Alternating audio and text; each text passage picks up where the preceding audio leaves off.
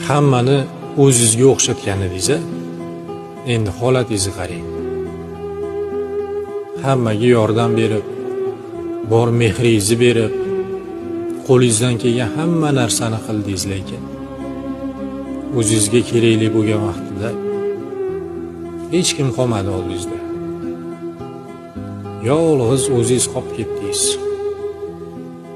Shunaqa. Hammani ham o'zingizga o'xshatmang.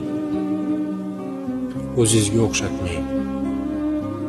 Hamma ham bir xil emas. Noinsof insonlar ham bor oramizda shunaqa. Xafa bo'lmayman deysiz-ku, lekin ichingizdan o'tayotganini o'zingizdan boshqa hech kim bilmaydi.